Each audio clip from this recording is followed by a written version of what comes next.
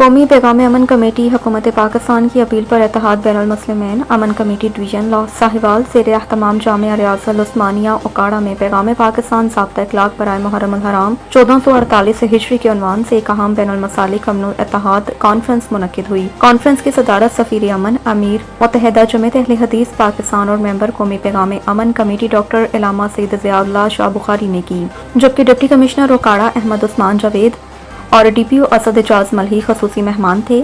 مختلف مکاتب فکر کے علماء، مشائخ، خطبہ اور دینی سماجی شخصیات نے محرم الحرام میں اتحاد، رواداری، باہمی احترام کے فروغ پر زور دیا۔ اپنے صدارتی خطاب میں علامہ ضیاء اللہ شاہ بخاری نے کہا ہے کہ محرم الحرام ہمیں صبر، ایثار، قربانی اور حق و صداقت پر ثابت قدم رہنے کا درس دیتا ہے۔ پیغام پاکستان پر عمل ہی امن، استحکام اور بین المسالک ہم آہنگی کی ضمانت ہے۔ ڈپٹی کمشنر اور ڈی پی او اوکاڑہ نے امن و امان کے قیام، ضابطہ اخلاق پر عمل درآمد کے لیے ضلعی انتظامیہ اور پولیس کے مکمل تعاون کی یقین دہانی کرائی۔